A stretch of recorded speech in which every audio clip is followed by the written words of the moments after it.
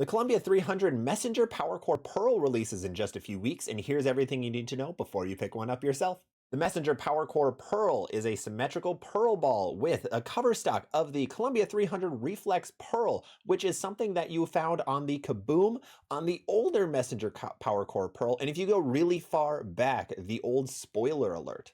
And then the core comes in with numbers of 2.51 RG and a .040 differential. Now, the Messenger is one of the most notorious lines that Columbia 300 has ever come out with. This ball is known to be an entry-level piece, and this ball seems to be a little bit heftier than entry-level in my opinion.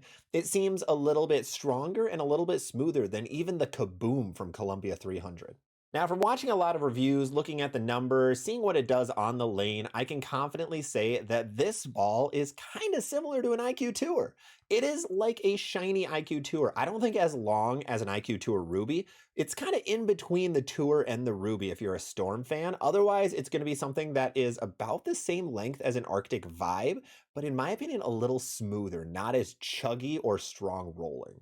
Now, with that information, where is this ball really going to fit? So, in my opinion, like I mentioned, this fits above a Columbia 300 Kaboom, but it's going to fit below all the mid-level balls like a Hammer Hazmat or a lot of the stuff that Brunswick has right now. It's going to be actually kind of similar to the older Teal Rhino Pro that Brunswick had. I'm not sure if it's discontinued or not, but I think it'll be a little similar, but more of a Pearl version of that, where it's going to be sharper down lane and a little bit longer.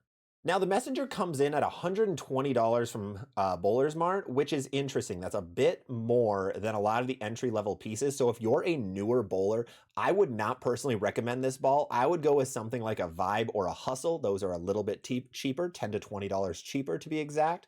Where if you're someone who has been in bowling, has their own ball, and wants to really take another step up, this is a great cheap option. This is going to be a good house shot ball. You can stay a little bit further left than some of the weak bowling balls, some of the real entry-level pieces, but it's still going to have enough pop down lane, and the core numbers are strong enough where you can play way left if you're rev dominant. So this could be like a step 2 bowling ball in your bowling journey.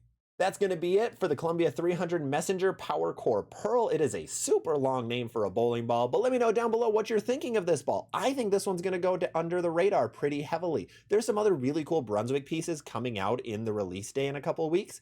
Something like the Intense Mindset, the Max Bias, the Rattler NU. I think this one is going to go under the radar, but I think it's low-key going to be pretty good. So if you're going to get one, let me know what you think of it. Otherwise, make sure to follow for more reviews like this.